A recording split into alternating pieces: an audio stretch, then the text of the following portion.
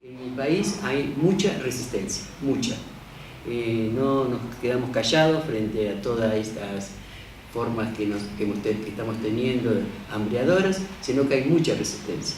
Ayer, por ejemplo, ha habido unas grandes movilizaciones porque hay como una cultura en nuestro país de movilizaciones. Nosotros salimos a la calle, siempre salimos a la calle.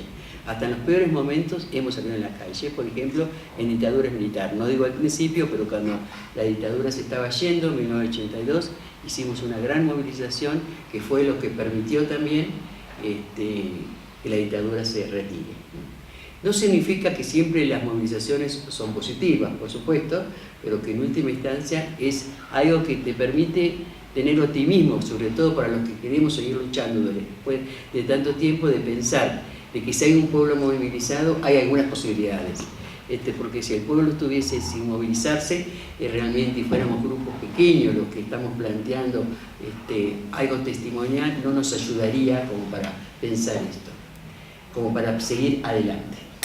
Acá ha habido grandes movilizaciones últimamente, no solamente por situaciones reivindicativas de resistencia, no solamente de situaciones reivindicativas de resistencia por trabajo, por mayores sueldos, por luchas proletarias, sino también hay otras luchas, fundamentalmente que vienen del fondo de la historia, que son las luchas de los derechos humanos.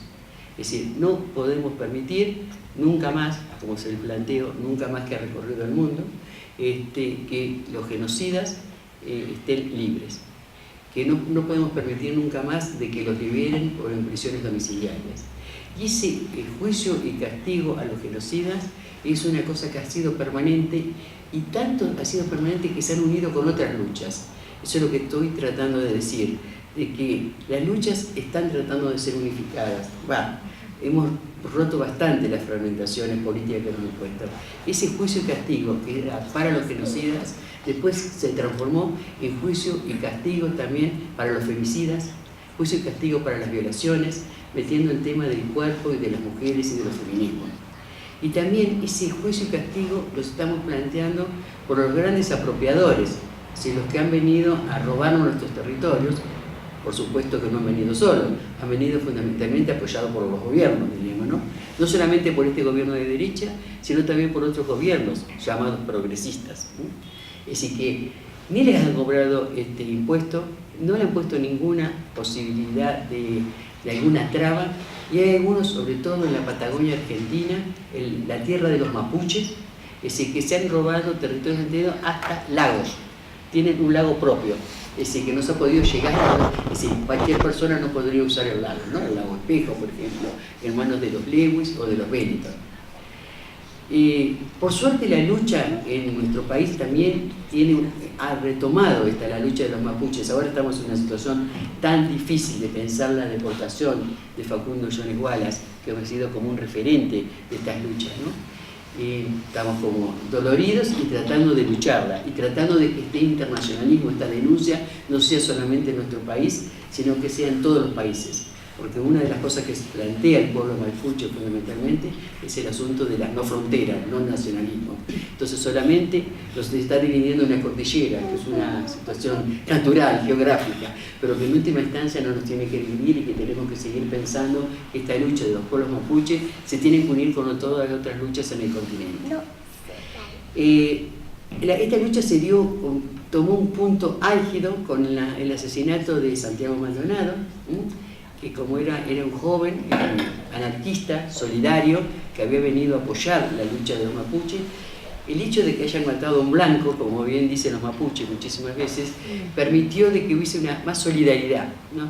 Es triste plantearlo así, porque tendría que haber solidaridad solamente por los pueblos, pero es así, pasó eso, y en última instancia tomó una trascendencia pública que trascendió a la frontera, sobre todo por la metodología que tuvo que ver con la desaparición. Y en nuestro país todo lo que se habla de desapariciones tiene como una connotación muy fuerte, porque tenemos 30.000 detenidos desaparecidos. Entonces cuando Santiago Maldonado está desaparecido, un momento bastante, más de 40 días, evidentemente a todos los que vivimos en ese momento histórico de la dictadura, y a los que no vivieron, apareció como este fantasma otra vez de la desaparición. ¿Dónde está Santiago Maldonado? Empezó a aparecer en todos lados. en forma conjunta. Aparecía muchísimas veces dónde está Santiago Maldonado con los pañuelos verdes por el derecho al aborto. Y eso fue muy importante porque las luchas se van uniendo. Cuando aparece Santiago Maldonado, empieza toda una trampa, una mentira, diciendo de que, bueno, había muerto ahogado, bueno, como han hecho permanentemente, ¿no? Ocultamientos, mentiras, trampas.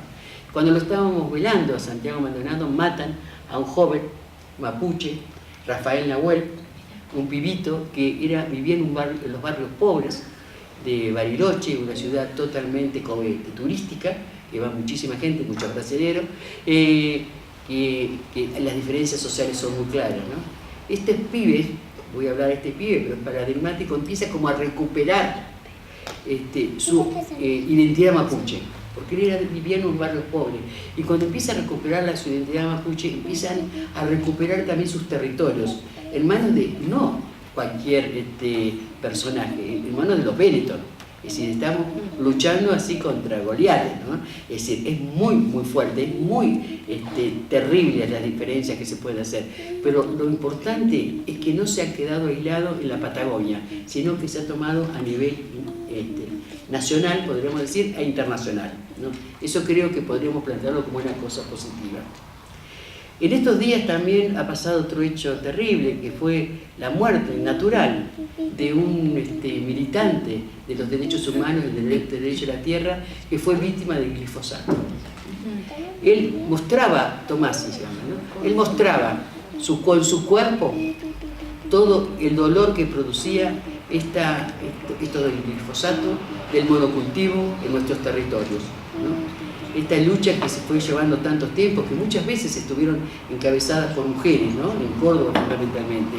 Esta lucha que evidentemente da cuenta de cómo el capitalismo, de la mano de Monsanto, de los Bayer ahora, de la mano del monocultivo, de la mano de una forma de producción, atacan a los pueblos y atacan a los territorios, ¿no? Pero siempre hay resistencia. Es decir, hoy mismo, y me escuchaba lo que decía la compañera, estamos en Catamarca, una provincia del norte argentino, armando una jornada que se llama exactamente, no me voy a acordar, que se llama Cumbre Latinoamericana del Agua para los Pueblos. Es muy bueno pensar que es una cumbre latinoamericana y cómo esta defensa del agua la podemos pensar tanto en Argentina como la podemos pensar acá en este país, como la podemos pensar en todos los países de la Vía Llana. Esto es lo que estoy tratando de pensar, de que esta lucha por la defensa de los territorios, donde los feminismos en la última etapa hemos tenido un papel fundamental, y no como una cosa separada, sino como una cosa de unidad. Estamos en un momento importante de Argentina, porque por un lado, paradojalmente, ¿no? Porque por un lado, con un gobierno tan de derecha, tan horrible, todos los días una cosa nueva, que no solamente son ataques económicos, son ataques ideológicos, políticos, que atentan con nuestra cultura fundamentalmente, ¿no? Paradojalmente hay una gran ebullición, una gran marea verde, como se dice, de lucha de los pueblos, que está encabezada por algunos derechos históricos como tenemos, como el derecho al aborto, pero que van más allá.